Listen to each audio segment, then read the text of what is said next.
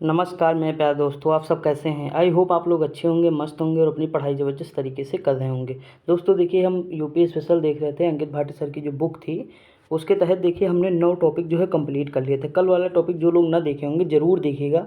जनजातियाँ मैंने पढ़ाया था, हर एग्ज़ाम के लिए इंपॉर्टेंट है, कभी आप भूलेंगे नहीं। देखिए मैंने 9 टॉपिक कंप्लीट कराया और जो सबसे अलग है आप कभी कहीं भी पढ़िए, लेकिन एक बार यहाँ भी पढ़ लीजिए मुझसे भी। उसके बाद आप दोनों में कंपेयर करिएगा, ज़्यादा चीज़ें आपको कहाँ याद होंगी, ज़्यादा पीवाईक्यू आपके कहाँ सही हो रहे होंगे, ज़्यादा आपको माइंड नहीं लगाना पड़ेगा, ये मैं दावा देता हूँ। ठीक, तो ये सारी चीज़ें होंगी तभी मतलब अच्छा लगता है। कुछ वीडियो मेरी चली हैं बहुत अच्छे से, मतलब ठीक है। आप लोग मतलब पढ़ते रहिए। और जो आज का टॉपिक है हमारा, ये 10 नंबर टॉपिक, यहाँ से पीसीएस हो, आर ओ आर हो, कोई भी एग्ज़ाम दीजिए आपका 1 नंबर 2 नंबर पक्के हैं, समझ लीजिए। लेखपाल में भी यहाँ से 1 2 नंबर आ जाएंगे आराम से। ठीक, हम देखेंगे ये पूरा मतलब लिखा है उत्तर प्रदेश की राजनीति एवं प्रशासनिक व्यवस्था, यानी जितनी भी चीज़ें, चाहे वो पंचायती राज हो हमारा, इसमें सारी चीज़ इंक्लूड हैं। तो हम ये टॉपिक आराम से देखेंगे। उसके बाद जब टाइम बचेगा तो हम अगले टॉपिक पर चलेंगे। ठीक, और ध्यान दीजिएगा इसमें क्वेश्चन 65 हैं लगभग, तो हम 65 क्वेश्चन के आसपास करेंगे। लास्ट में आपके सारे क्वेश्चन हो रहे होंगे। जितना हम कहेंगे उतना ज़रूर याद रखना है आपको। इंपॉर्टेंट जितनी चीज़ें होंगी मैं उस पर हाईलाइट करूँगा, आपको बताऊँगा, और जो चीज़ें इंपॉर्टेंट नहीं होंगी वो मैं कहूँगा छोड़ दीजिएगा। ठीक, इतना तो देखे हैं ना, जो चीज़ें छुड़वा रहा हूँ वहाँ से क्वेश्चन आपके आएंगे नहीं कभी, और ना आए हैं ना आएंगे। ठीक, 1 2 क्वेश्चन आ जाए वो अलग मैटर है, बाकी मतलब जो है चांस 90% 95% है कि नहीं आएंगे, तो इतना विश्वास करिएगा। देखिए अब हम शुरुआत करते हैं कि उत्तर प्रदेश की राजनीति एवं प्रशासनिक ढांचा, इसे कहते हैं UP political and administrative structure. देखिए यहाँ लिखा है कि भारत में, थोड़ा जूम कर लें दोस्तों, लिखा है भारत में राज्यों का शासन प्रशासन संविधान के भाग 6 अनुच्छेद 152 से 237 तक वर्णित है। सॉरी दोस्तों, 152 से 237 तक वर्णित है। अभी हम बता रहे हैं भाग कैसे याद करा रहे हैं, अभी देखना। केंद्र की तरह उत्तर प्रदेश में संसदात्मक प्रणाली लागू है जिसमें प्रमुख 3 अंग है। देखिए कहने का मतलब है कि जैसे केंद्र में 3 अंग है वैसे ही हमारे यहाँ भी 3 अंग हैं, मतलब राज्य में भी 3 अंग हैं। चाहे वो उत्तर प्रदेश हो, कोई भी हो, वहाँ 3 अंग हैं। कहीं कहीं पे देखिए, एक कार्यपालिका है, एक विधायिका है, एक न्यायपालिका, 3 जगह है कि नहीं। कार्यपालिका में कौन कौन लोग आएंगे, राज्यपाल आएंगे, केंद्र में राष्ट्रपति आएंगे, राज्य में मुख्यमंत्री आएंगे, केंद्र में प्रधानमंत्री आएंगे। मंत्रिपरिषद दोनों जगह होती है, वो केंद्र मंत्रिपरिषद होता है, यहाँ राज्य का मंत्रिपरिषद होता है। महाधिवक्ता होते हैं वहाँ, महा जो अटॉर्नी जनरल वो होते हैं आर्टिकल 76 महान्यायवादी, वो महान्यायवादी होते हैं। ठीक, यहाँ महाधिवक्ता होते हैं। तो ये सारी चीज़ें होती हैं। यहाँ विधायिका होता है, विधायिका में राज्यपाल हैं, विधानसभा विधान परिषद, वहाँ राष्ट्रपति, लोकसभा, राज्यसभा है कि नहीं दोस्तों। अगला है कि यहाँ है न्यायपालिका, वहाँ पे है उच्च मतलब हाई कोर्ट है, मतलब सुप्रीम कोर्ट और हाई कोर्ट है। यहाँ हाई कोर्ट और अधीनस्थ न्यायालय है, यानी जो डिस्ट्रिक्ट कोर्ट होता है ना हमारा, तो वो सारी चीज़ें हो जाएंगी। देखिए विधान परिषद हर राज्य में नहीं है दोस्तों। ठीक, विधानसभा तो लगभग सारे राज्यों में, विधान परिषद केवल 6 राज्यों में है। और इसकी ट्रिक मैंने कई बार बताई है, लेकिन फिर भी मैं बता दे रहा हूँ, याद रखिएगा। कभी कभी क्वेश्चन पूछ लेता है कि निम्नलिखित में से कौन सा राज्य है जिसमें विधानसभा नहीं है। देखिए एक चीज़ मैंने बताया था कि यूपी में तेल बिका, जो पिपरमिंट का तेल नहीं होता है, मेंथा ऑयल, यूपी में तेल बिका। यही ट्रिक याद रखिए बस दोस्तों।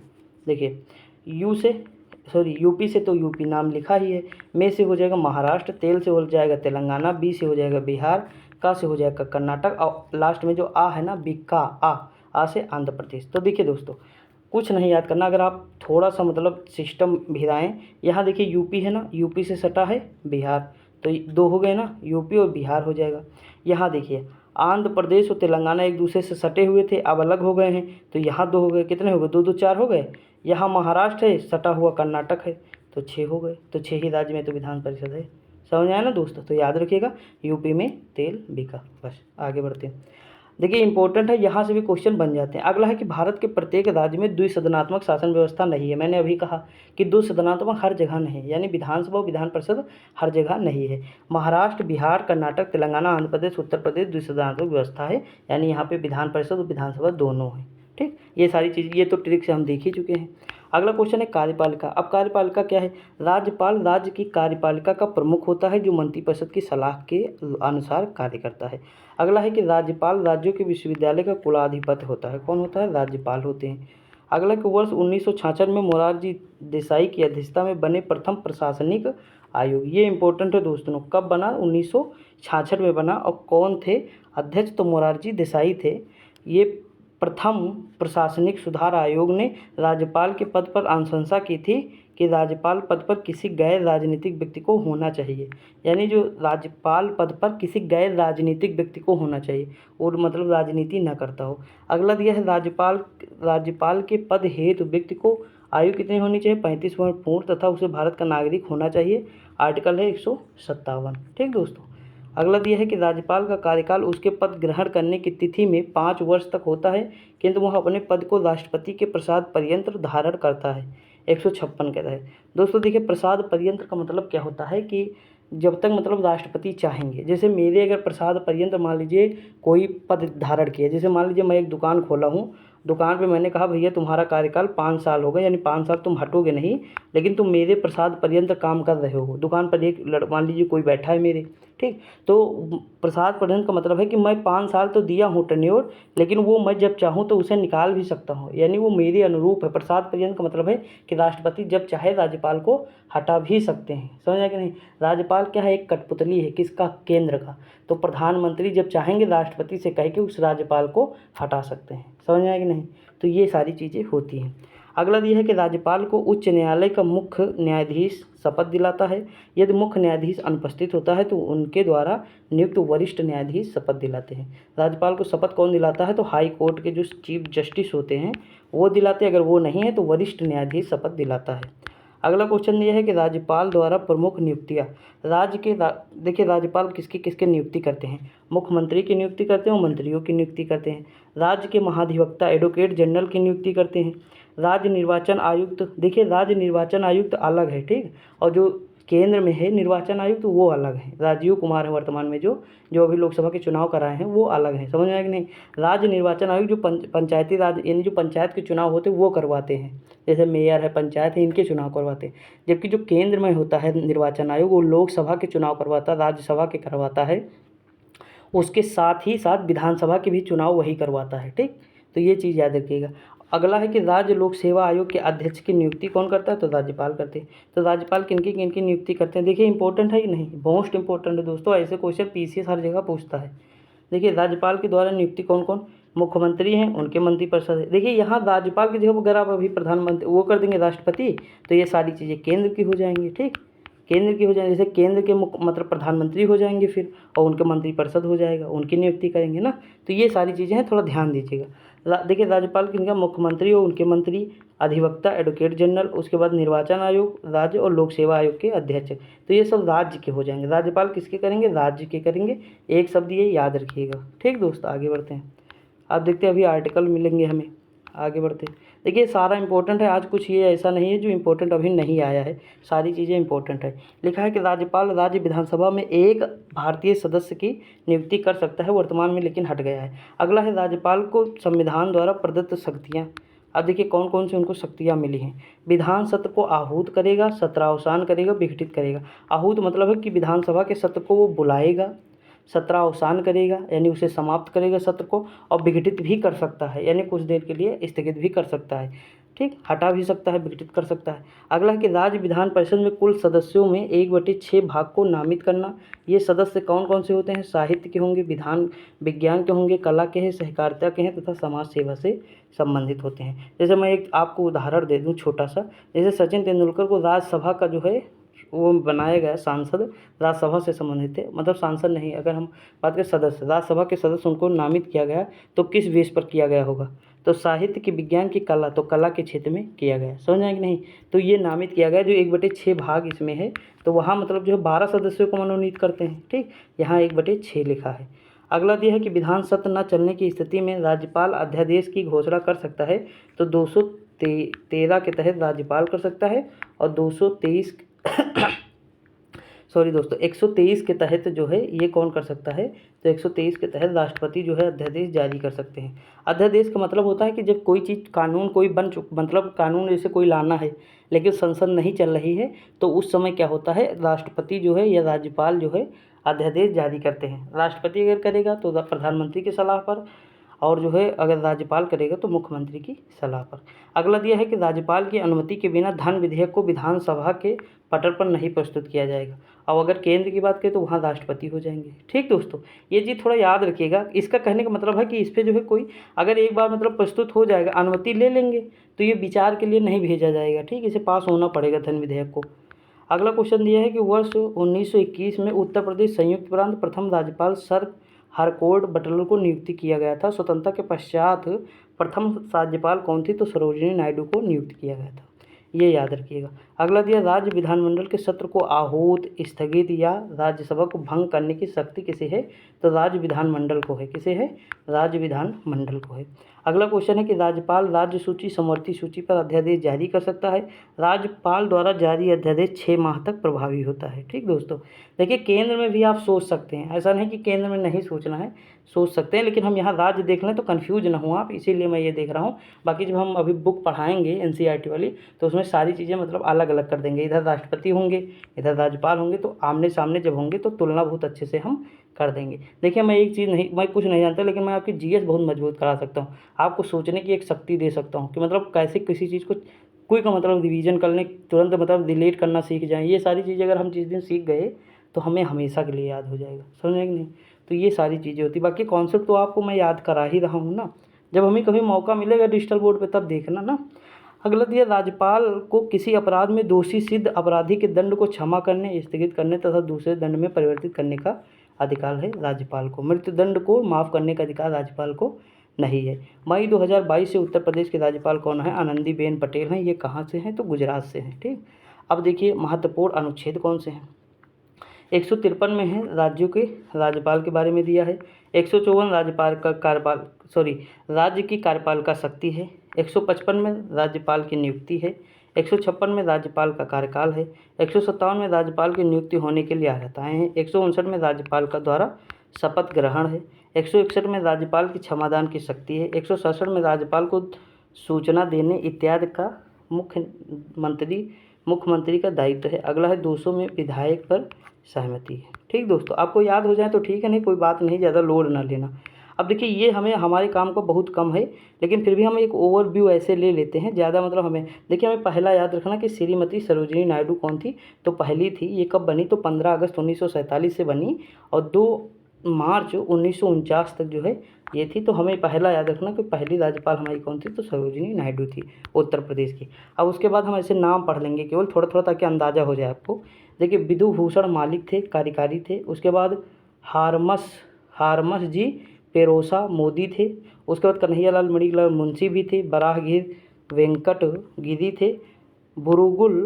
डॉक्टर बुरुगुल रामकृष्ण राव थे। विश्वनाथ दास थे। बेजवाड़ा गोपाल थे। शशिकांत वर्मा थे, कार्यकारी थे ये। ठीक, कार्यकारी का मतलब है पूर्ण नहीं थे। अगला अली अकबर खां थे। मर्री चन्ना रेड्डी थे। गणपत राव देवजी तापासे थे। ऐसे तो हमारे यहाँ नाम भी नहीं है, लेकिन फिर भी मैंने बताया ना केंद्र के होते हैं राज्यपाल, इसीलिए। श्री चंद्रेश्वर प्रसाद नारायण सिंह थे। मोहम्मद उस्मान आरिफ थे। बी सत्यनारायण रेड्डी थे। मोतीलाल वोरा थे। अगला दिया है कि मोहम्मद शफ़ी कुरैशी थे। उसके बाद रोमेश भंडारी थे। मोहम्मद शफ़ी कुरैशी थे। सूरज भान थे। विष्णुकांत श्रीवास्तव थे। उसके बाद फिर श्री सुदर्शन अग्रवाल जी थे। उसके बाद श्री टीवी राजेश्वर थे। श्री BL जोशी थे। अजीज़ कुरैशी थे, कार्यकारी। ठीक, तो ये 2014 तक कौन थे? अजीज़ कुरैशी थे। तब हम लोग ज़्यादा राजनीति से मतलब नहीं रखते थे, तो हमें इतना जो है पता भी नहीं होता था, कोई भी नहीं जानता था। उसके बाद फिर श्री राम नाईक थे, ये हाँ थोड़ा पता था। फिर आनंदीबेन पटेल 2019 से जो है पदासीन है। ठीक, पद पे कौन है? आनंदीबेन पटेल। वर्तमान में भी कौन है? आनंदीबेन पटेल। तो वर्तमान में वो पहला नाम याद रखिए बस। बाकी की जानकारी जो दिया हूँ केवल ऐसे नाम अगर थोड़ा मतलब सुने रहेंगे तो ज़्यादा बेटर होगा, बाकी कोई दिक्कत नहीं। मुख्यमंत्री, राज्यपाल राज्य का संवैधानिक प्रमुख होता है, किंतु राज्य कार्यपालिका का वास्तविक मुख्यमंत्री होता है। वास्तविक प्रमुख कौन होता है? मुख्यमंत्री होता है। और संवैधानिक प्रमुख कौन होता है राज्य का? तो राज्यपाल होता है। जैसे वहाँ पे प्रधानमंत्री होते हैं, कार्यपालिका का वास्तविक प्रमुख प्रधानमंत्री, और संवैधानिक प्रमुख कौन होते हैं? तो राष्ट्रपति होते हैं। जो केंद्र में स्थित है प्रधानमंत्री की भांति कार्य करता है। मैंने बताया ना प्रधानमंत्री की भांति कार्य करता है। अगला है कि संविधान का अनुच्छेद 164 यह प्रावधान करता है कि मुख्यमंत्री की नियुक्ति राज्यपाल करेगा और अन्य मंत्रियों की नियुक्ति भी राज्यपाल द्वारा मुख्यमंत्री की सलाह पर की जाएगी। देखिए आर्टिकल याद रखिएगा 164 है दोस्तों। अगला दिया, एक व्यक्ति जो राज्य विधानसभा और विधान परिषद का सदस्य नहीं है उसे 6 माह के लिए मुख्यमंत्री के रूप में नियुक्त किया जा सकता है। इस समय के अंदर उसे राज्य विधानमंडल के लिए चुना जाना चाहिए, अन्यथा वह मुख्यमंत्री नहीं रह जाएगा। यानी कहने का मतलब है, अगर कोई विधानसभा का सदस्य नहीं है, विधानसभा या विधान परिषद का सदस्य नहीं है, तो 6 महीने तक हम जो है उसे मुख्यमंत्री बना सकते हैं। उसके बाद क्या होगा, उसके बाद जो है उसे राज्य विधानमंडल में सदस्यता लेनी पड़ेगी, नहीं तो फिर जो है वो मुख्यमंत्री से हट जाएगा। अगला है कि राज्यपाल उन्हीं लोगों को मंत्री नियुक्त करेगी जिनकी सिफारिश मुख्यमंत्री करेंगे। अगला है कि संविधान के अनुच्छेद 167 के तहत राज्यपाल और राज्य मंत्रिपरिषद के बीच मुख्यमंत्री एक कड़ी के रूप में कार्य करता है। अगला है कि मुख्यमंत्री को पद और गोपनीयता की शपथ कौन दिलाते हैं? राज्यपाल। बहुत सारी चीज़ें तो आपको लगभग पता होंगी, अगर प्रधानमंत्री के बारे में जानते हैं तो मुख्यमंत्री के बारे में अपने आप ज़्यादा आपको जानकारी हो जाएगी। ठीक। अगला है मुख्यमंत्री राज्य योजना बोर्ड के अध्यक्ष के रूप में कार्य करते हैं। अगला है कि वह संबंधित क्षेत्रीय परिषद के उपाध्यक्ष के रूप में कार्य करता है तथा इसका कार्यकाल 1 वर्ष होता है। अगला है कि उत्तर प्रदेश के प्रथम मुख्यमंत्री कौन थे? पंडित गोविंद वल्लभ पंत थे। अगला, उत्तर प्रदेश व भारत की पहली महिला मुख्यमंत्री कौन थी? सुचेता कृपलानी जी थी। अगला, उत्तर प्रदेश में सर्वाधिक मुख्यमंत्री पद धारण करने वाली कौन थी? तो सुश्री मायावती थी, 4 बार धारण की हैं, और 3 बार चंद्रभानु गुप्ता, मुलायम सिंह 3 बार और नारायण दत्त तिवारी 3 बार। ठीक दोस्तों, तो 3-3 बार ये लोग मुख्यमंत्री पद धारण किए और 4 बार जो है मायावती जी धारण किए। वर्तमान में योगी आदित्यनाथ जो है बीजेपी से हैं, 22वें मुख्यमंत्री के रूप में कार्य करते हैं। ये किसी को बताने की जरूरत नहीं, सब लोग जानते हैं। उत्तर प्रदेश से प्रधानमंत्री बनने वाले राजनेता कौन है? इंपॉर्टेंट भी है दोस्तों। जवाहरलाल नेहरू इलाहाबाद की फूलपुर सीट से बने, लाल बहादुर शास्त्री, इंदिरा गांधी, राजीव गांधी, विश्वनाथ प्रताप सिंह, ये सारे लोग कहाँ से थे? इलाहाबाद से थे। मुख्यमंत्री सबसे, अगर प्रधानमंत्री किसी राज्य ने सबसे ज़्यादा दिए हैं तो उत्तर प्रदेश ने दिए हैं। दोस्तों, उत्तर प्रदेश से अगर जो सीट जीता, मतलब ज़्यादातर राजनीति में आप देखेंगे कि उत्तर प्रदेश में सीट 80 हैं लोकसभा की। ठीक, तो प्रधानमंत्री गुजरात छोड़ के जो है यहाँ पे क्यों लड़ रहे हैं जानते हो? क्योंकि उत्तर प्रदेश से जो मतलब माना जाता है कि जो उत्तर प्रदेश से लड़ता है या जीतता है वो ज़्यादातर प्रधानमंत्री के उसके चांस ज़्यादा रहते हैं। समझ में आया कि नहीं? क्योंकि उत्तर प्रदेश क्या है, देखिए यहाँ जीतने के चांस भी ज़्यादा रहते हैं, क्योंकि एक तो सीटें बहुत ज़्यादा हैं, 80 सीटें हैं सबसे ज़्यादा। तो मतलब प्रधानमंत्री बनाने में उत्तर प्रदेश का अहम योगदान है। समझ में आया कि नहीं? अगर हम 3-4 राज्य मिला लेंगे तब जाके कहीं 80 सीटें आएंगी, और 80 सीटें अकेले उत्तर प्रदेश दे रहा है। तो इसीलिए जो है उत्तर प्रदेश से चुनाव लड़ने कौन आए थे? प्रधानमंत्री जी आए थे। ठीक, बनारस से लड़े थे। अब देखिए अगले कौन है? चंद्रशेखर हैं, अटल बिहारी वाजपेयी है, नरेंद्र मोदी है, चौधरी चरण सिंह है। अब देखिए मुख्यमंत्री उनके कार्यकाल, हमें सारे नहीं याद रखना, मैंने बताया था कि गोविंद पंत जो है पहले हैं, इनको याद रखिए बस। ठीक दोस्तों, देखिए उसके बाद हैं डॉक्टर सपूर्णानंद, श्री चंद्रभान गुप्ता हैं, फिर श्रीमती सुचेता कृपलानी हैं, फिर चंद्रभान गुप्ता, फिर चौधरी चरण सिंह, फिर चंद्रभान गुप्ता। तो 3 बार हो गए। सुचेता कृपलानी से पहले देखिए 3 बार हो गए नहीं, यहाँ देखिए, उसके बाद यहाँ, फिर यहाँ। ठीक, देखिए सन आपको इतना इम्पोर्टेंट नहीं है, मगर मन हो हल्का फुल्का देख लीजिए, लेकिन ज़्यादा आपको कोई ज़रूरत नहीं है। ठीक, बाकी कहीं पूछा जाएगा तो देखते हैं, अगर क्वेश्चन अगर थोड़ा मतलब हटके आ रहा है, इस तरह के क्वेश्चन अगर आप स्किप भी कर देंगे तो इससे मेरिट पर इफेक्ट नहीं पड़ेगा, क्योंकि 100 में 1-2 बच्चे, 5 बच्चे, 10 बच्चे, इससे ज़्यादा क्वेश्चन नहीं कोई करेगा, और ये फिर मेरिट पे इफेक्ट नहीं डालता है कभी भी। ठीक, अगला दिया कि त्रिभुवन नारायण सिंह, श्री कमलापति त्रिपाठी, श्रीमती हेमवती नंदन बहुगुणा। अगला दिया है कि श्री नारायण दत्त तिवारी हैं, राम नरेश यादव हैं, बाबू बनारसी दास हैं, विश्वनाथ प्रताप या वीपी प्रताप सिंह, श्रीपति मिश्र हैं, फिर श्री नारायण दत्त तिवारी हो जाएंगे। उसके बाद हो जाएगा श्री वीर बहादुर सिंह, श्री नारायण दत्त तिवारी, श्री मुलायम सिंह, श्री कल्याण सिंह, श्री मुलायम सिंह, सुश्री मायावती। देखिए कल्याण सिंह जो थे ये 1991 और 92 में थे। ठीक दोस्तों, आगे बढ़ते सॉरी दोस्तों, देखते दोस्तों आगे क्या है, अभी और हैं श्री कल्याण सिंह फिर हैं। ठीक, उसके बाद श्री राम प्रकाश राजनाथ सिंह भी थे।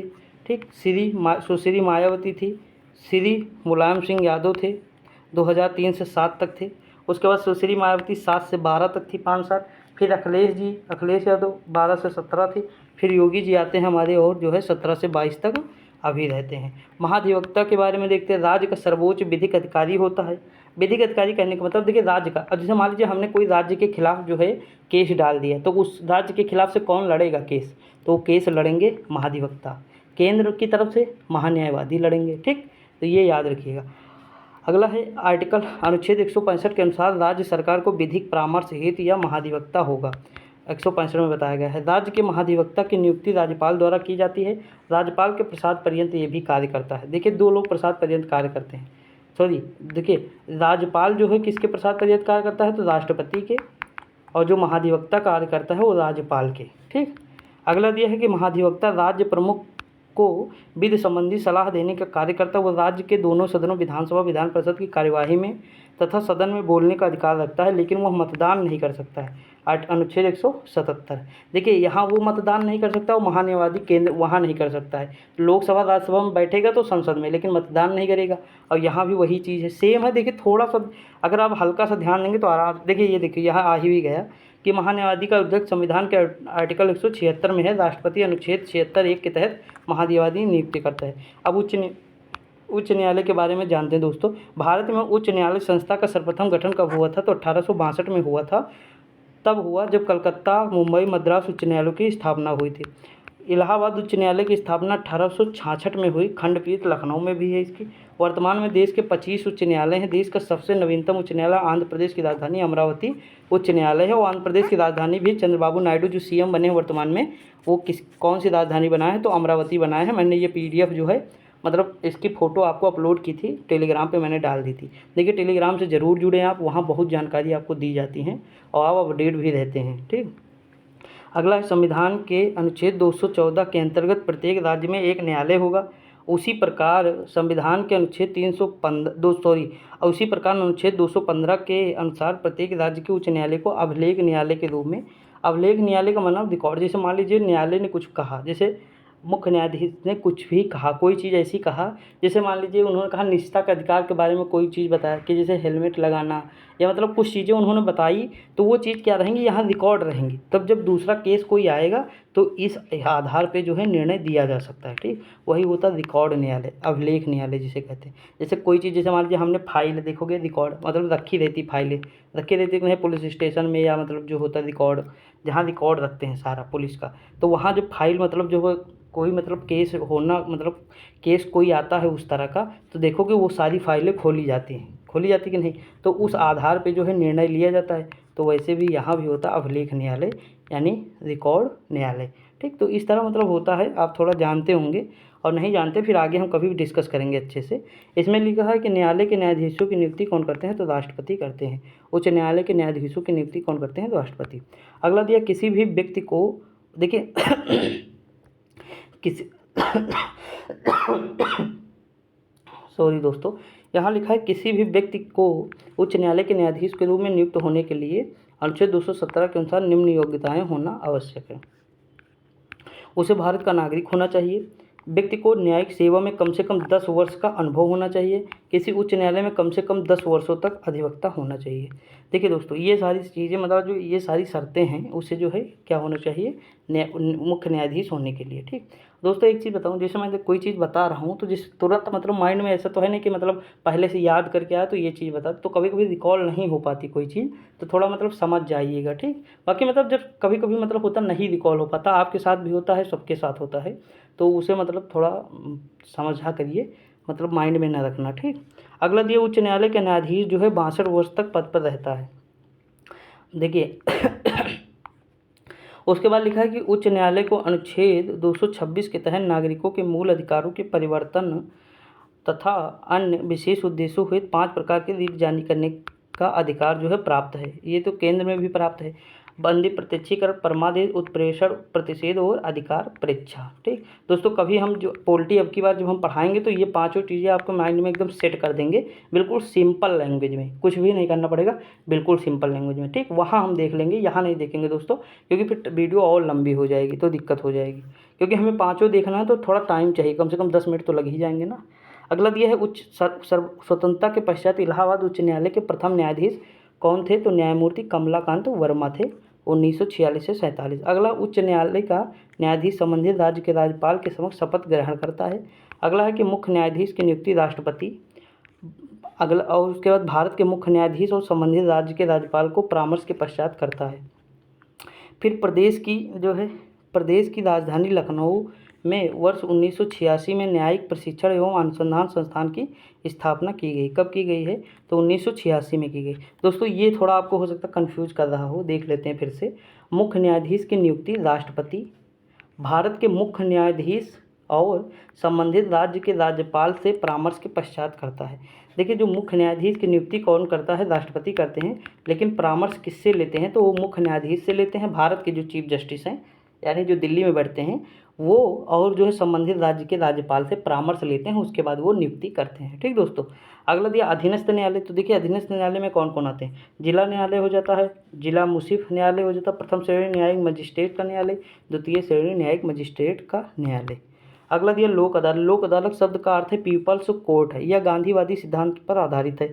आमतौर पर यह वैकल्पिक विवाद को समाधान प्रणाली के घटकों में शामिल होता है। पहला लोक अदालत 1982 में गुजरात में, ये इंपॉर्टेंट है दोस्तों, याद रखिएगा, गुजरात में एक स्वैच्छिक और 16 एजेंसी के रूप में आयोजित किया गया। वर्ष 2002 में लोक अदालतों को स्थायी बना दिया गया। ठीक, देखिए सारे मामले जो है हम, जैसे मान लीजिए कोई लोक अदालत यानी पब्लिक का मामला है, कोई घर का मामला है, जो ये सारी चीज़ें हो यहीं सुन ली जाती हैं। इससे क्या होता है कि हम, जैसे आपको भी पता है कि हम कोर्ट में कोई केस करते हैं तो कितने दिनों तक चलता है, फाइलें पड़ी रहती हैं, बहुत सारी चीज़ें होती हैं ना। तो यहाँ पे क्या होता है, मतलब थोड़ी छोटी चीज़ें होती हैं, तब यहाँ जल्दी प्रक्रिया हो जाती है। अगला दिया इसे कानूनी सेवा प्राधिकरण अधिनियम 1987 के तहत वैधानिक दर्जा दिया गया है। अगला, लोक अदालत के पास वही शक्तियाँ होंगी जो सिविल प्रक्रिया संहिता 1908 के तहत एक सिविल कोर्ट में निहित होती हैं। लोक अदालत के समक्ष सभी कार्रवाई भारतीय दंड संहिता 1960 के तहत न्यायिक कार्यवाही मानी जाएगी। ठीक दोस्तों आज केवल फैक्ट है, तो इसमें कोई लॉजिक नहीं बन रहा है कि मैं आपको ट्रिक बता सकूं, लेकिन कोई दिक्कत नहीं। अभी आगे जब देखेंगे खेल मेले बहुत सारी चीज़ें हैं ना, तो वहाँ फिर हम ट्रिक देखेंगे, तो कोई टेंशन की बात नहीं। आप ऐसे पढ़ लीजिएगा, बाकी अभी क्वेश्चन कराएंगे तो आपके क्वेश्चन हो जाएंगे मैक्सिमम, टेंशन नहीं लीजिए। अगला, विधानसभा के प्रतिनिधि जनता द्वारा प्रत्यक्ष रूप से वयस्क मताधिकार के माध्यम से चुने जाते हैं। विधानसभा के सदस्यों की संख्या 500 से अधिक नहीं हो सकती, न्यूनतम 60 से अधिक नहीं हो सकती, लेकिन कहीं कहीं पे अपवाद भी है। अगला, प्रत्येक विधानसभा का कार्यकाल कितना होता है? 5 वर्ष होता है। विधानसभा का गठन कब हुआ था? तो 8 मार्च 1952 को हुआ था। विधानसभा का सदस्य बनने के लिए न्यूनतम आयु 25 वर्ष होनी चाहिए। उत्तर प्रदेश के विधानसभा के प्रथम अध्यक्ष कौन थे? तो राजर्षि पुरुषोत्तम दास टंडन थे। ये पोस्ट क्वेश्चन कई बार एग्जाम में पूछा गया है, याद रखिएगा। वर्तमान में कौन है? तो सतीश महाना है। प्रयागराज उत्तर प्रदेश का सबसे अधिक विधानसभा सीट वाला जिला है। दोस्तों जानते हो इसका रीज़न क्या है? क्योंकि जनसंख्या सबसे ज़्यादा कहाँ है? प्रयागराज, लगभग 60 लाख जनसंख्या के आसपास है। तो वहाँ लगभग विधानसभा की शायद हमको लगता है 12 सीट है, क्या है ऐसे कुछ हैं, तो मतलब वहाँ ज़्यादा सीट है। ठीक, 12 सीट लोकसभा की है कि मतलब कुछ है ऐसे, याद नहीं मुझे दोस्तों, तो नहीं 12 सीट हैं शायद, हाँ 12 सीट शायद विधानसभा की हैं, देख लीजिएगा आप, मुझे कंफर्म थोड़ा कम पता है। अगला दिया है कि विधानसभा अध्यक्ष का चुनाव विधानसभा के सदस्यों द्वारा सदन में से किसी सदस्य का किया जाता है। ठीक, अगला दिया है, अगला क्वेश्चन क्या दिया हुआ है? हाँ ठीक, अगला देखिए वो हाँ 12 ही होना चाहिए। क्यों? क्योंकि 75 ज़िले हैं। मान लीजिए अगर हम 10 मान लें हर जगह, तो 710 हो जाएगा ना। तो हर जहाँ जनसंख्या ज़्यादा होगी वहाँ विधानसभा की सीटें भी ज़्यादा होंगी, तो ये चीज़ सही है, कोई दिक्कत नहीं। अगला, 170 में क्या विधानसभा की संरचना है? 71 में विधान परिषद की संरचना है। 73 में क्या है? राज्य विधायिका की सदस्यता के लिए योग्यता है। 78 में क्या है? विधानसभा के अध्यक्ष और उपाध्यक्ष की नियुक्ति संबंधी प्रावधान है। अगला 188 तो सदस्यों द्वारा शपथ ग्रहण। दोस्तों भले ही ये टॉपिक आपको थोड़ा उबाऊ लगे, कुछ भी लगे, लेकिन 1-2 क्वेश्चन पक्का है, आपको पढ़ना पड़ेगा, याद रखिए। चाहे पुलिस का एग्जाम दें, चाहे आप जूनियर असिस्टेंट दें, पीसीएस दें, आरओ दें, कोई भी एग्जाम, लेखपाल दें, अभी देखना आगे आपको थोड़ा और अभी लगेगा कि हाँ यार इम्पोर्टेंट है ये चीज़, क्योंकि इसमें पंचायती राज व्यवस्था भी शामिल है। ठीक, पॉलिटी का वो अंग बन जाता है। 89 में क्या है? सदन में मतदान, इस सदस्यों की रिक्तियों और कोरम का विचार किए बिना कार्य की शक्तियाँ। तो ठीक है, अब थोड़ा मतलब कम समझ में आ रहा, समझ रहा हूँ यार, मतलब मैं भी जानता हूँ क्योंकि मैं भी आप ही की तरह हूँ, तो मुझे भी समझ में आता है कहाँ आप लोगों को कम समझ में आ रहा है, कहाँ ज़्यादा आएगा ना, तो ये सारी चीज़ें। अगला, विधान परिषद में सदस्यों की संख्या उस राज्य की विधानसभा सदस्यों की संख्या के 1/3 से अधिक व 40 से कम नहीं होनी चाहिए। ठीक, अगला दिया है कि उत्तर प्रदेश की विधान परिषद में वर्तमान संख्या कितनी है? 100 है।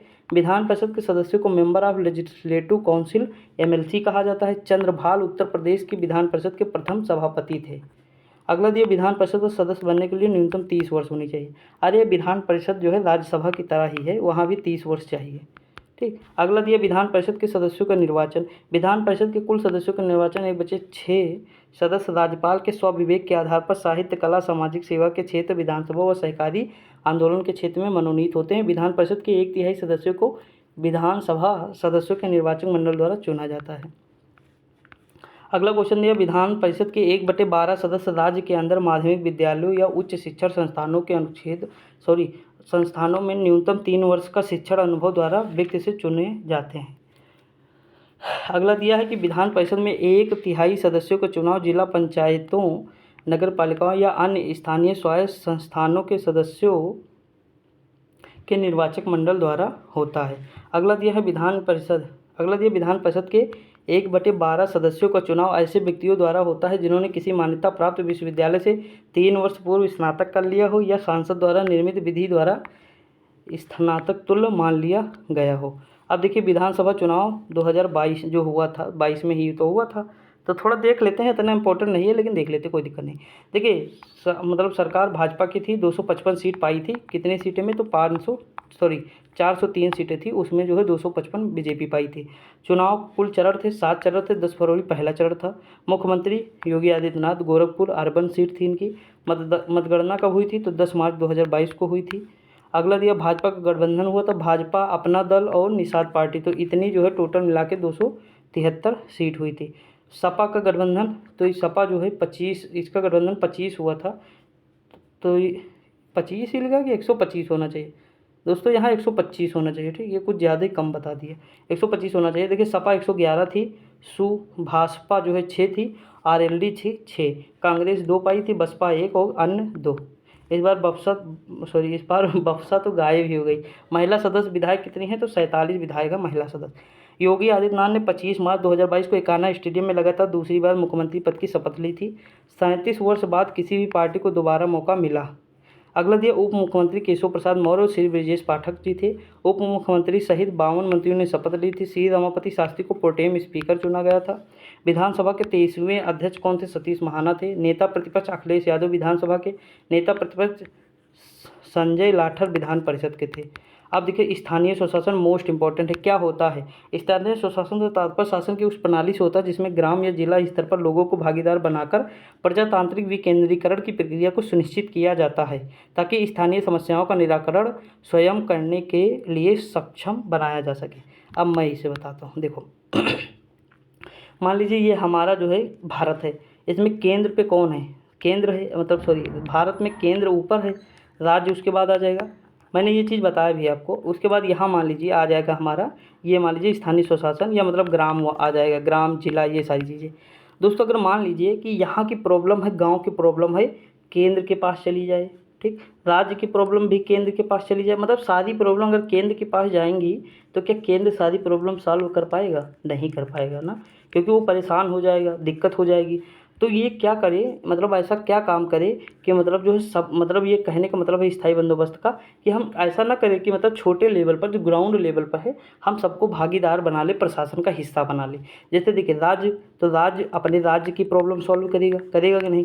केंद्र जो है देश की प्रॉब्लम को सॉल्व करेगा। देश में जैसे रक्षा है, विदेश मामला है, रक्षा मंत्रालय है, ये सारी चीज़ें, गृह मंत्रालय, तो ये सारी चीज़ें जो है केंद्र के पास रहेंगी तो वो अपनी चीज़ें सॉल्व करेगा, राज्य जो है अपनी चीज़ें सॉल्व करेगा, तो ज़्यादा बेटर से शासन चल सकेगा। और जो मतलब छोटे लेवल का है, जैसे ग्राम है, ये सारी चीज़ें हैं, तो जो ये शासन है, इनकी जो प्रॉब्लम है वो प्रधान सुन ले, ठीक, छोटे मतलब जो प्रधान हैं या हमारे जो विधायक लोग हैं, छोटे स्तर पे जो लोग हैं वो लोग सुन लें, तो ज़्यादा बढ़िया से शासन हो जाएगा हमारा ना। तो स्थानीय शासन का मतलब होता है कि जो छोटे लेवल यानी गांव लेवल के लोग जब शासन में भागीदारी करते हैं, या जिला लेवल के लोग जब शासन में भागीदारी करते हैं, तो सत्ता का विकेंद्रीकरण होता है। विकेंद्री का मतलब होता है बिखराव होता है, यानी पूरी पावर जो है केंद्र के पास नहीं है, थोड़ी राज्य के पास है, थोड़ी प्रधान या गाँव वाले के पास है, ठीक। तो ये जो सत्ता का विकेंद्रीकरण होगा, अगर पूरी मतलब जो है पावर जो है केंद्र के पास हो जाएगी, सारी पावर, तो निरंकुश नहीं हो जाएगा, राजा निरंकुश हो जाएगा, तो उसे जनता से कोई परवाह नहीं रहेगा, वो अपने हिसाब से डिसीजन लेगा। ये सारी चीज़ें होती हैं, तो इसे कहते हैं स्थानीय स्वशासन, यानी छोटे लेवल पर जो है अपना अपना शासन, वो होता है स्थानीय स्वशासन। देखिए ये फिर से हम एक बार पढ़ लेते हैं तो समझ में ज़्यादा आ जाएगा। देखिए यहाँ लिखा है, स्थानीय स्वशासन से तात्पर्य शासन की उस प्रणाली से जिसमें ग्राम या जिला स्तर के लोगों को भागीदार बनाकर लोकतांत्रिक विकेंद्रीकरण की प्रक्रिया में सुनिश्चित किया जाए। यानी उन्हें हम प्रशासन में भागीदारी दें, जैसे प्रधान होते हैं ना गाँव में, प्रधान, सचिव, ये सारे लोग होते हैं ना प्रशासन में, देखो जुड़े होते हैं ना, तो वो गाँव की समस्याएं सॉल्व नहीं करते। अभी भी पंचायत सीरीज देखी होगी तो ये थोड़ा वहाँ से ज़्यादा आपको समझ में आया, स्थानीय स्वशासन समझ में आ गया ना। देखो वहाँ सचिव थे, ग्राम थे, विधायक थे, तो देखो रोड जो बनवा रहे थे तो मतलब पैसा, ये सारी चीज़ें, तो देखो वो छोटे लेवल की प्रॉब्लम सॉल्व नहीं कर रहे थे ना, तो ये सारी चीज़ें थी। आई होप आपको समझ में आ गया होगा। बाकी जो थोड़ा और देख लेते हैं। देखिए भारत में स्थानीय स्वशासन का विकास, भारत में स्थानीय स्वशासन का अस्तित्व प्राचीन भारत में चोल साम्राज्य इंपॉर्टेंट है और विजयनगर साम्राज्य के आयंगर व्यवस्था से ही देखने को मिलता है। आगे बढ़ते हैं, अगला क्वेश्चन अभी दोस्तों बहुत मतलब है तो थोड़ा जल्दी करते हैं। देखिए लॉर्ड रिपन स्थानीय स्वशासन के जनक माने जाते हैं भारत में। इसकी स्थापना कब किए थे तो 1882 में लॉर्ड रिपन द्वारा स्थानीय स्वशासन संबंधी प्रस्ताव दिए गए थे, जिन्हें स्थानीय स्वशासन का मैग्ना कार्टा कहा गया। यह प्रथम अवसर था जब स्थानीय स्वशासन का निर्वाचित निकाय अस्तित्व में आया। उसके बाद 1919 में भारत शासन अधिनियम के तहत प्रांतों में द्वैध शासन की व्यवस्था की गई। उसमें स्थानीय स्वशासन को हस्तांतरित विषयों की सूची में रखा गया। 2 अक्टूबर 1952 को तत्कालीन प्रधानमंत्री पंडित जवाहरलाल नेहरू द्वारा देश के 55 विकास खंडों में सामुदायिक विकास कार्यक्रम, मोस्ट इंपॉर्टेंट है दोस्तों, लेखपाल में हो सकता पूछा भी जाए वर्तमान में। उसके बाद जो अब की बार आएगा, यानी इस साल जो पेपर होगा 4700 वैकेंसी जो हैं, तो इसमें जो है इंपॉर्टेंट भी है, किसी भी एग्जाम में पूछा जा सकता, कई बार पूछा भी गया है, अभी हम देखेंगे PYQ के रूप में। तो इसकी शुरुआत होती है 52 में। अगला देश जिसका मुख्य उद्देश्य ग्रामीण जीवन का सर्वांगीण विकास, यानी जो गांव के लोग हैं उनका सर्वांगीण विकास होगा, तो ये किसके द्वारा होगा तो स्थानीय, जब तक स्वशासन नहीं होगा तो उनका विकास नहीं होगा। यानी हम छोटे लेवल पे लोगों को जब तक शामिल नहीं करेंगे प्रशासन में तो विकास नहीं होगा। ठीक, अगला पंचायती राज से संबंधित प्रमुख शक्तियाँ कौन थी। तो देखिए अगर हम इसके भी ट्रिक लास्ट में बताते हैं, कैसी ट्रिक है वैसे चलो बता देते हैं। देखिए आप एक वर्ड याद रखिए, बैग, उसके बाद एक बैग के बाद हमें क्या याद रखना है, ये हो गया हमारा बैग, उसके बाद हो जाएगा बैग LP, ठीक। बैग याद रखिए, LP चाहे नहीं याद रखिए, बैग याद रखेंगे काम हो जाएगा। B से बलवंत राय, A से अशोक मेहता, G से JVK राव समिति, ठीक। तो बैग LP से LM सिंघवी समिति, P से PK थुंगन समिति। तो ये थोड़ा ट्रिक हो जाती है बैग। अब देखते हैं हम आगे। देखिए बलवंत राय मेहता समिति 1957 में बनी थी, गठित हुई थी। अब देखिए सामुदायिक विकास क्रम 1952 में, राष्ट्रीय विकास सेवक कार्यक्रम 1953 के अध्ययन हेतु योजना आयोग 1957 में बलवंत राय मेहता की अध्यक्षता में एक समिति गठित की, जिसमें मुख्य निम्नलिखित सुझाव दिए। कौन कौन से हैं, जैसे लिखा है कि गांव से लेकर जिला स्तर पर त्रिस्तरीय पंचायती राज को अपनाने का सुझाव दिया। इसमें ग्राम स्तर पर ग्राम पंचायत, प्रखंड या ब्लॉक स्तर पर पंचायत समिति और जिला स्तर पर जिला परिषद का गठन का सुझाव दिया। इंपॉर्टेंट है दोस्तों, क्रम ही पूछ लेता है ऊपर से नीचे, ठीक। उसके बाद दिया है कि सरकार का कार्य सिर्फ मार्गदर्शन, निरीक्षण व योजना निर्माण तक सीमित रखने का एवं योजनाओं के संचालन का कार्य स्थानीय स्वशासन की संस्थाओं का होना चाहिए। उसके बाद लिखा 22 जनवरी 1958 में राष्ट्रीय विकास परिषद ने बलवंत राय मेहता समिति की सिफारिश को स्वीकार कर लिया। इसलिए बलवंत राय मेहता समिति को भारत का पंचायती राज व्यवस्था का वास्तुकार या शिल्पी कहा जाता है। देखिए अब यहाँ नोट है, ये इंपॉर्टेंट है। 2 अक्टूबर 1959 को तत्कालीन प्रधानमंत्री पंडित जवाहरलाल नेहरू द्वारा राजस्थान के नागौर जिले या बगदरी गांव में देश की पहली त्रिस्तरीय पंचायत का औपचारिक उद्घाटन किया। तत्पश्चात आंध्र प्रदेश में इसकी शुरुआत की गई। पहले कहाँ हुआ तो पहले जो है ये हुआ नागौर में राजस्थान, उसके बाद आंध्र प्रदेश, ठीक, दोनों याद रखिए। अशोक मेहता समिति कब बनती, 1977 में, 20 साल बाद। ये 77 में मोरारजी देसाई थी, जनता पार्टी यानी जो BJP वर्तमान में, पहले जनता पार्टी थी, कि सरकार द्वारा इस समिति का गठन किया गया। इस समिति में कुल 13 सदस्य थे। इस समिति द्वारा निम्नलिखित सुझाव दिए गए। कौन कौन से, पंचायती राज व्यवस्था हेतु द्विस्तरीय मॉडल, मंडल और मंडल पंचायत या जिला पंचायत पर जिला परिषद, यानी मंडल स्तर पर मंडल पंचायत और जिला स्तर पर जिला परिषद को अपनाने का सुझाव दिया। पंचायतों का चुनाव दलगत आधार पर होना चाहिए तथा राजनीतिक दलों का द्वारा खुलकर पंचायतों के चुनाव में प्रतिभाग करने का समर्थन किया। अगला है पंचायती राज संस्थाओं को संवैधानिक संस्थाओं का दर्जा प्रदान किया जाए। पंचायती राज संस्थाओं के पास अपने आर्थिक स्रोतों की पूर्ति हेतु कराधान की अनिवार्य शक्ति होनी चाहिए। भारत के मुख्य निर्वाचन आयुक्त की सलाह से राज्य निर्वाचन आयुक्त को पंचायतों के चुनाव आयोजित करवाने होंगे तथा पंचायतों के विघटन के पश्चात चुनाव 6 महीने की अवधि के अंतर्गत हो जाना चाहिए। अगला है PK GVK राव समिति 1985। ग्रामीण विकास और गरीबी उन्मूलन से संबंधित प्रशासनिक व्यवस्था की समीक्षा करने हेतु तथा पंचायती राज निकायों के प्रशासनिक निकायों से संबंधित अध्ययन हुए तो मार्च 1985 में योजना आयोग की सिफारिश पर तत्कालीन प्रधानमंत्री राजीव गांधी की सरकार द्वारा डॉक्टर GVK राव अध्यक्षता में इस समिति का गठन किया गया। इस समिति द्वारा निम्नलिखित सिफारिशें प्रस्तुत की गई। देखिए, त्रिस्तरीय पंचायती राज व्यवस्था ग्राम, प्रखंड और ब्लॉक जिला के गठन की बात कही गई। सर्वाधिक महत्वपूर्ण स्तर जिला परिषद को बताया गया है।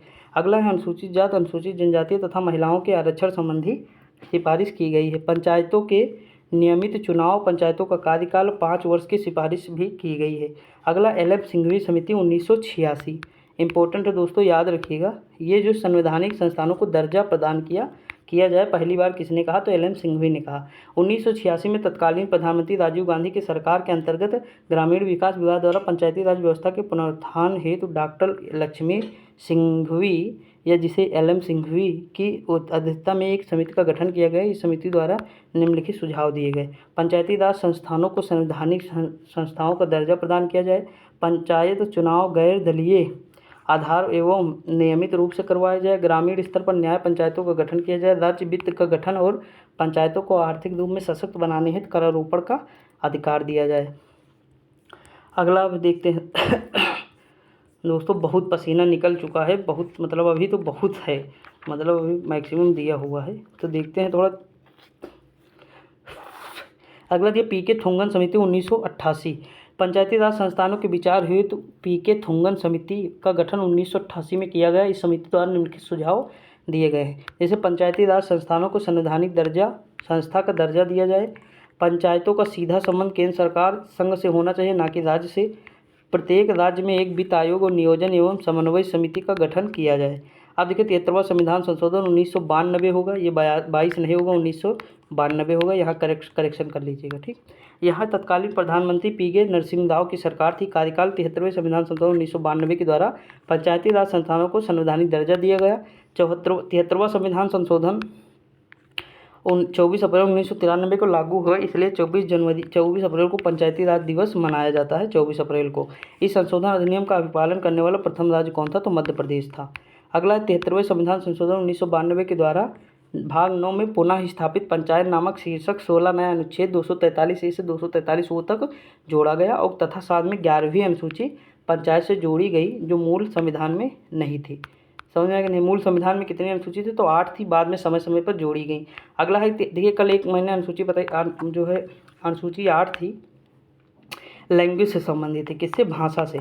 तो मैंने उसमें बताया था कि जैसे 21वां संविधान संशोधन, 71वां संविधान संशोधन, 92वां संविधान संशोधन, नेपाली, मणिपुरी, कोंकणी, बोडो, डोंगरी, मैथिली, संथाली, यही क्वेश्चन जो है कल UPSC में भी पूछा गया, ठीक। स्टेट फॉरवर्ड था, निजता का अधिकार स्टेट फॉरवर्ड क्वेश्चन था, ठीक। तो ये कुछ क्वेश्चन थे, बहुत मतलब सिंपल थे, अगर आप लोग थोड़ा भी ध्यान देते तो आराम से कर ले। देखिए मतलब मैं हमेशा कहता हूँ क्वेश्चन आप देखिए, ताकि आपके अंदर एक मतलब कॉन्फिडेंस बढ़ेगा ना, ये कहाँ से आया कैसे आया, नहीं आप इतने दिन से पढ़ रहे हैं ना, तो वही चीज़ तो हर कोई पढ़ा रहा है। मैं भी मैक्सिमम चीज़ें वही पढ़ाता हूँ, वो भी दूसरे लोग भी वही पढ़ाएंगे, बस कहते कि वो लंबे समय तक याद कैसे रखा जाए, ये ज़्यादा इंपॉर्टेंट हो जाता है। तो आप क्वेश्चन किया करिए, वहाँ से आपको बहुत अंदाज़ा मिलेगा, ठीक। अगला है कि 73वें संविधान संशोधन प्रमुख जो उपबंध किए गए हैं वो कौन सा है। 73वां संविधान ए में क्या है, ग्राम सभा है। इस अधिनियम के द्वारा ग्राम सभा को संवैधानिक संस्था का दर्जा दिया गया। 243A के अंतर्गत ग्राम सभा नामक निकाय के अंतर्गत ग्राम स्तर पर पंचायत के क्षेत्र में शामिल एक ग्राम के मतदाता सूची में पंजीकृत सभी व्यक्ति शामिल होते हैं। ग्राम पंचायत ग्राम सभा की कार्यकारी संस्था है तथा ग्राम सभा ग्राम पंचायत के कार्यों का निरीक्षण एवं मूल्यांकन करता है। बी क्या है, पंचायतों का गठन है। आर्टिकल बी में 43B में क्या है, पंचायतों का गठन। देखिए मैंने इसे लॉजिक से थोड़ा याद किया था, कब, जब मतलब लेखपाल का पेपर देने वाला था। देखिए जैसे ए में क्या हो जाएगा, ग्राम सभा, दूसरे में होगा, अब जब से ग्राम सभा आएगा तो उसका गठन भी तो होना चाहिए, तो तीसरे में क्या हो जाएगा, दूसरे में क्या हो जाएगा, गठन हो जाएगा, ठीक। यहाँ है कि भारत में त्रिस्तरीय पंचायती राज व्यवस्था का प्रावधान किया गया। प्रत्येक राज्य में ग्राम स्तर पर ग्राम सभा, मध्यवर्ती पर प्रखंड स्तर, क्षेत्र पंचायत या जिला स्तर पर जिला पंचायत का प्रावधान किया गया, परंतु मध्यवर्ती या प्रखंड स्तर पर क्षेत्र पंचायत का गठन उस राज्य में ही किया जाएगा जिसकी न्यूनतम जनसंख्या 20 लाख होगी। ये भी पूछा गया एग्जाम में, तो इम्पोर्टेंट है, ठीक। सी में क्या है, संरचना है। सी से संरचना याद रख लीजिए। राज्य विधानमंडल को विधि बनाकर पंचायतों की संरचना के संबंध में उपबंध करने की शक्ति प्रदान की गई। पंचायत के सभी स्थान प्रादेशिक निर्वाचक क्षेत्रों में प्रत्यक्ष निर्वाचन द्वारा चुने गए प्रतिनिधियों द्वारा भरे जाएंगे। जैसे देखिए स्तर कौन सा है, ग्राम स्तर, संरचना ग्राम पंचायत, मुखिया कौन होता, प्रधान, मुखिया, सरपंच हो जाएगा, निर्वाचन प्रत्यक्ष होता ना, चुनाव हम ग्राम पंचायत का प्रत्यक्ष डालते हैं। खंड या ब्लॉक स्तर पर क्षेत्र पंचायत ब्लॉक प्रमुख होते हैं, इसके अप्रत्यक्ष होता है, ब्लॉक विकास समिति के द्वारा चुने जाते हैं। ठीक, अगला है जिला स्तर पर जिला पंचायत होता है, जिला परिषद, जिला पंचायत अध्यक्ष, चेयरमैन जो होते हैं अप्रत्यक्ष होते हैं, जिला पंचायत के सदस्यों द्वारा चुना जाता है। डी में क्या है, आरक्षण की बात करता है पंचायतों में आरक्षण जो 33% आरक्षण है महिला के लिए, 1/3 आरक्षित करना अनिवार्य है महिलाओं के लिए कम से कम। ठीक, अंतर्गत पंचायतों में अनुसूचित जाति व जनजाति महिलाओं को आरक्षण देना अनिवार्य है। अगला, राज्य विधानमंडल में चाहे तो इस संख्या को बढ़ा भी सकते हैं लेकिन कम नहीं कर सकते, यानी कम नहीं करेंगे, 33% से बढ़ा सकते हैं।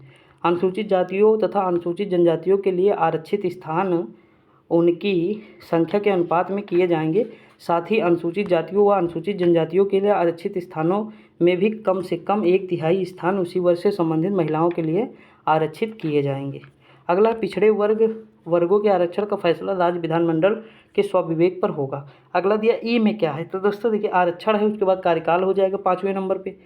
कार्यकाल कितना, 5 वर्ष है, तो ई कितने पे आता है, 5 पे आता है। तो ये थोड़ा हम लॉजिक लगाए थे, देखिए आपका मन हो लगाइए, नहीं कोई दिक्कत नहीं, ऐसे याद कर लीजिए, कोई दिक्कत नहीं। ठीक, अब देखिए यहाँ क्या लिखा है, सभी स्तरों की पंचायतों का कार्यकाल प्रथम अधिवेशन के तिथि से 5 वर्ष पूर्व निर्धारित किया जाता है। अगला, अनुच्छेद 243 ई 3 के अनुसार पंचायत के नए निर्वाचन कार्यकाल समाप्त होने से पूर्व ही हो जाने चाहिए।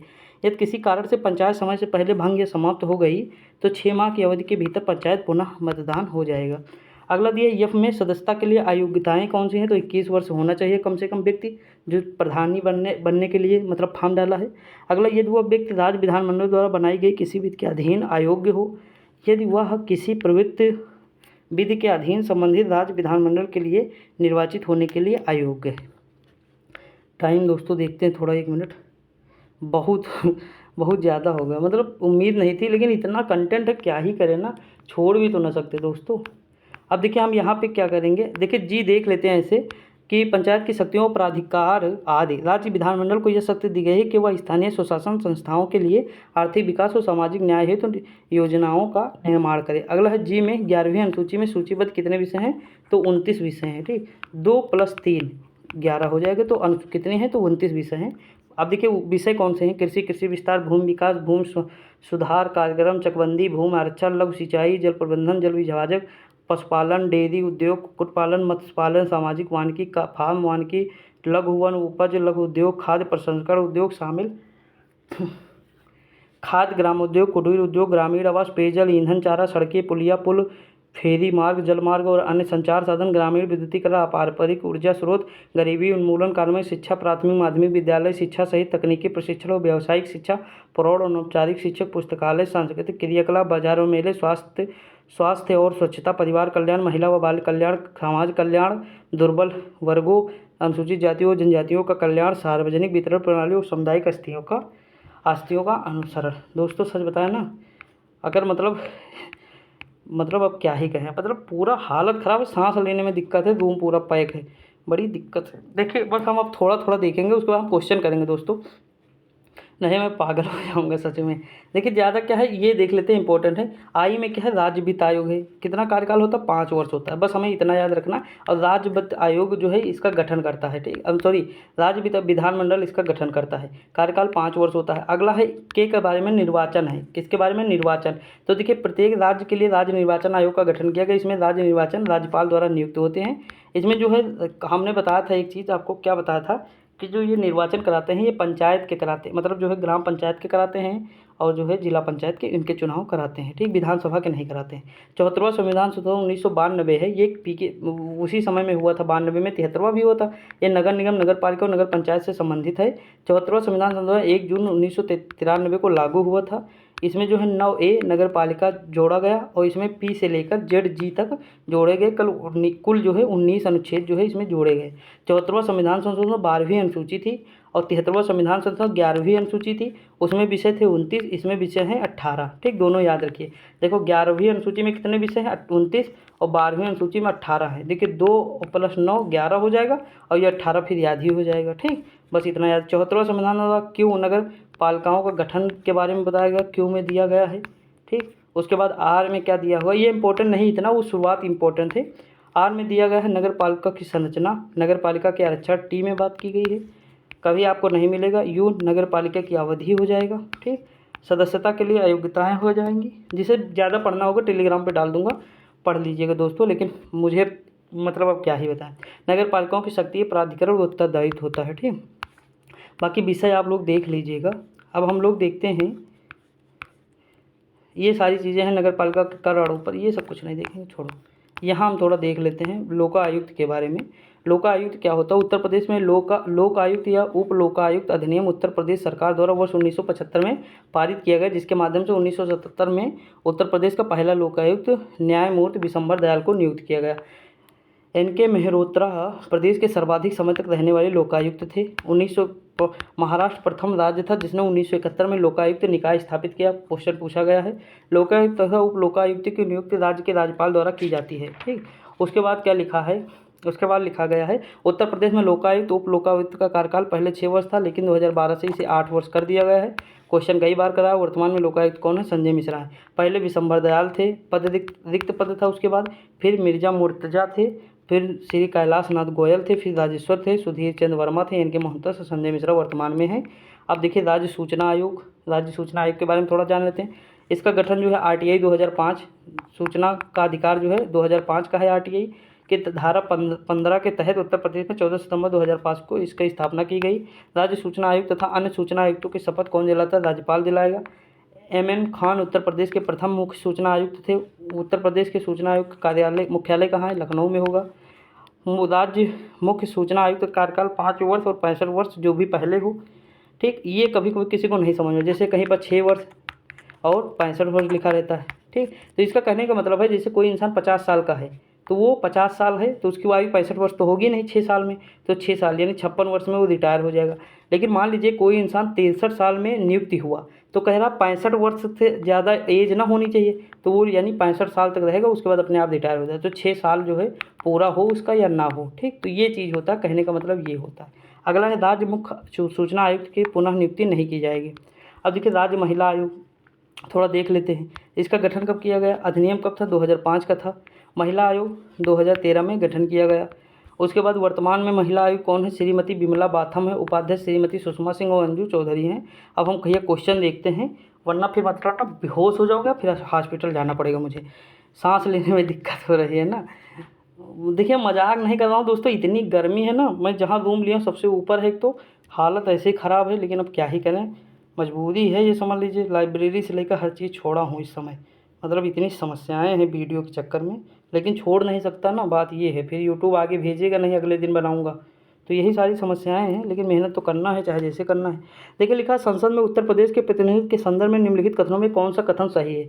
ध्यान दीजिएगा, राज्यसभा के लिए उत्तर प्रदेश में 31 सीटें आवंटित हैं और लोकसभा के लिए 80। मैंने एक चीज़ आपको बताया था कि हम लोगों को क्या पसंद है, लोकसभा के लोगों को लस्सी से हो जाएगा 80, तो लोकसभा में 80। राज्यसभा में बूढ़े बुजुर्ग लोग बैठते हैं तो उनको चाहिए 130 यानी 1 कप टी यानी 31। ठीक, तो ऑप्शन नंबर दोनों सही हो जाएंगे हमारे, ऑप्शन नंबर ए और बी दोनों सही हो जाएंगे। ठीक दोस्तों, तो याद रखिएगा। अगला क्वेश्चन, उत्तर प्रदेश में राज्य लोक सेवा आयोग के कार्यों का विस्तार कीजिए। प्रधानमंत्री द्वारा, केंद्रीय कार्मिक लोक शिकायत, राष्ट्रपति द्वारा, उत्तर प्रदेश के राज्य विधानमंडल। जब राज्य लोक सेवा आयोग है तो इसमें सीधी सी बात है राज्य का हस्तक्षेप होना। ये थोड़ा लॉजिक का सवाल है, पीसीएस 2021 में पूछा गया। आर 2021 में देखिए, राज्य विधानमंडल की बैठक आपूर्ति के लिए कोरम कितना होना चाहिए।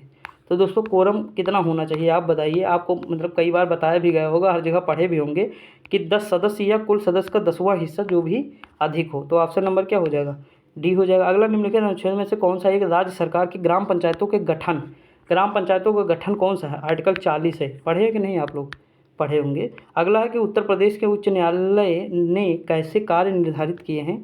तो कैसे कार्य जो है निर्धारित किए हैं, उच्च न्यायालय इलाहाबाद में तथा उसकी खंडपीठ कहाँ है, लखनऊ में है, तो ऑप्शन नंबर क्या हो जाएगा, बी हो जाएगा। अगला है कि भारतीय संविधान के निम्नलिखित अनुच्छेदों में से किस एक के अंतर्गत विधान परिषद की स्थापना या समाप्ति की व्यवस्था की गई है। तो कौन सा आर्टिकल हो जाएगा, 169 हो जाएगा। देखिए आर्टिकल तो आपको याद करने पड़ेंगे ना।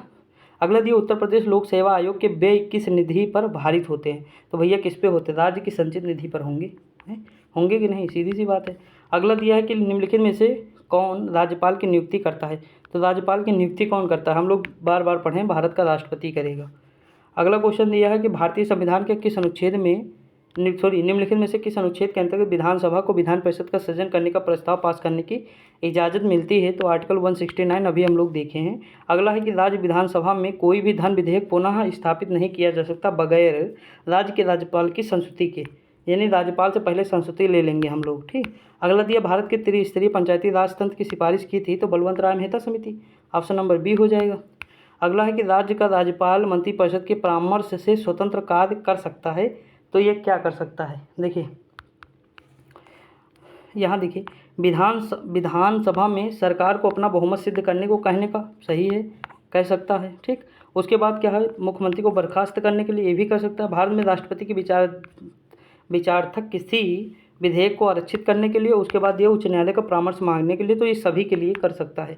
अगला है कि संविधान के अनुच्छेद 226 के अंतर्गत उच्च न्यायालय द्वारा दिया गया निर्देश परिवर्तित किया जा सकता है? तो किसके द्वारा? उपरोक्त किसी भी के द्वारा नहीं किया जाएगा, ठीक। 226 के अंतर्गत उच्च न्यायालय द्वारा दिया गया निर्देश राज्य की विधि मंत्री के द्वारा नहीं, राज्य सरकार द्वारा नहीं।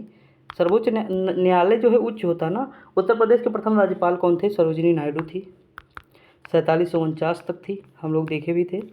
अगला दिया है क्वेश्चन, निम्नलिखित में से कौन जनता द्वारा प्रत्यक्ष निर्वाचित होते हैं? तो जनता द्वारा दोस्तों प्रत्यक्ष कौन कौन निर्वाचित होते हैं? देखिए प्रधान तो होते हैं, हमें पता है, ठीक। क्षेत्र का प्रमुख भी निर्वाचित होता है कि नहीं? क्षेत्र का प्रमुख निर्वाचित होता है, जिसे ब्लॉक प्रमुख कहते हैं। अप्रत्यक्ष होता नहीं होता, जिला ये भी नहीं हो। सरपंच होता है, प्रधानमंत्री सरपंच पंच, ये दोनों होते हैं। ऑप्शन नंबर 1, 4, 5 हो जाएगा। अगला दिया है भारत के किसी राज्य में विधान परिषद का सृजन अथवा समाप्ति की जा सकती है? समाप्ति किसके द्वारा होती है? राज्य विधानसभा के तत्कालीन संकल्प को पारित करके होती है, यही द्वारा, संसद द्वारा, ठीक। पारित करने पर संसद द्वारा होती है। अगला उत्तर प्रदेश में किसी नगर का मेयर, तो ये मेयर क्या होता है? नगर निगम का पदेन सदस्य होता है। ऑप्शन नंबर ये थोड़ा मतलब ये हो जाएगा, नगर का प्रथम नागरिक होता है, पदेन सदस्य होता है और कार्यकारिणी समिति का देन सभापति होता है, ठीक। ऑप्शन नंबर क्या हो जाएगा? तो बी हो जाएगा।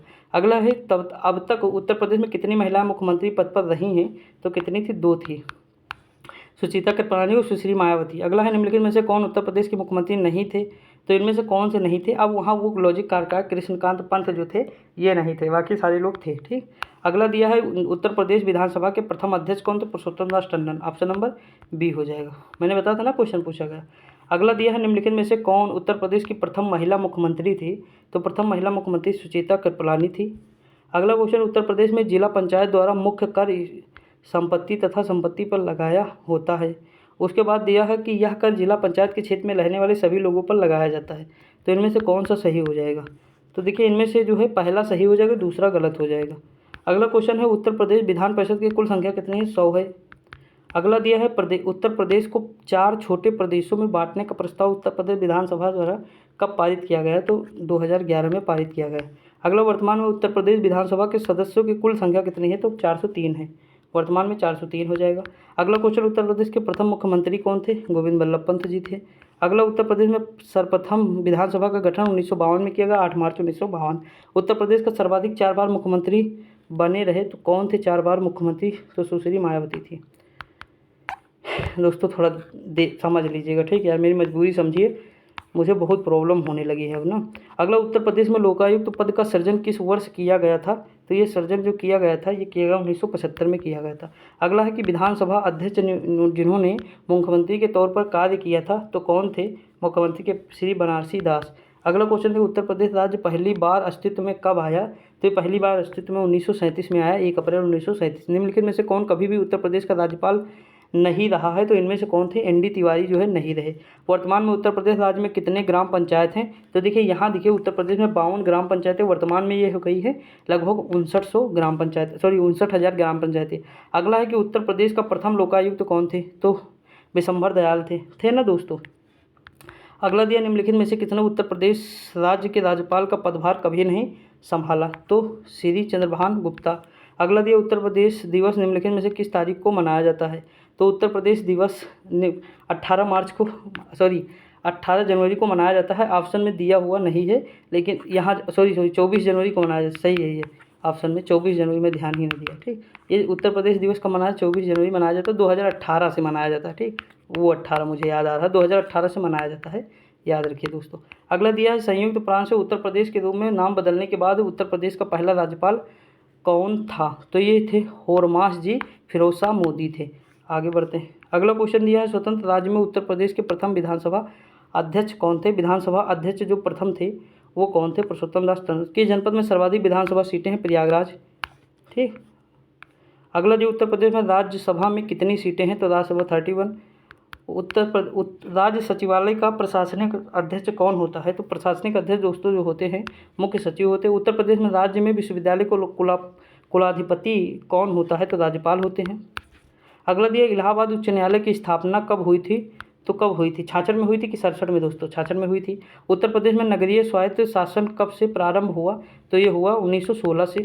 अगला उत्तर प्रदेश के पंचायतों की त्रिस्तरीय प्रणाली कब प्रारंभ की गई? तो यह प्रारंभ जब की गई तो ये की गई 1961-62 में। अगला है कि राज्य मानवाधिकार आयोग का गठन उत्तर प्रदेश में कब किया गया? तो उत्तर प्रदेश में किया गया 2002 को।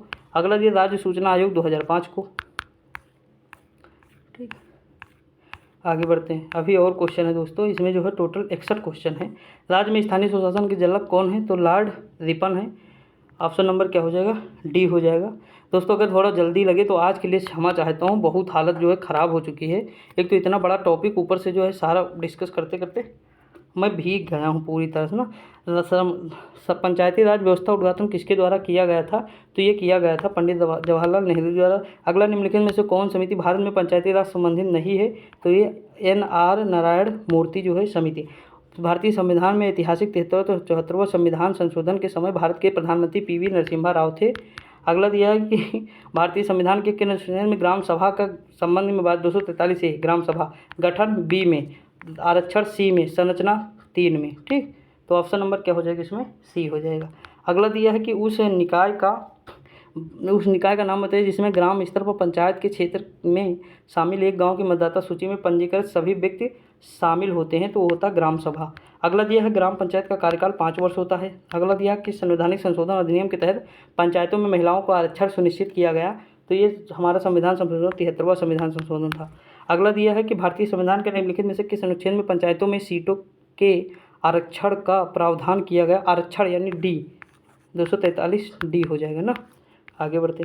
अगला क्वेश्चन दिया है भारतीय संविधान के किस अनुच्छेद के तहत पंचायतों में अध्यक्षों के पदों पर 1/3 सीटें महिलाओं के लिए आरक्षित हैं? तो आर्टिकल D आरक्षण की बात कर रहा है। राज्य वित्त आयोग का गठन कौन करता है? जो राज्यों में पंचायतों की वित्तीय स्थिति की समीक्षा करता है, तो ये करता है राज्य के राज्यपाल करते हैं।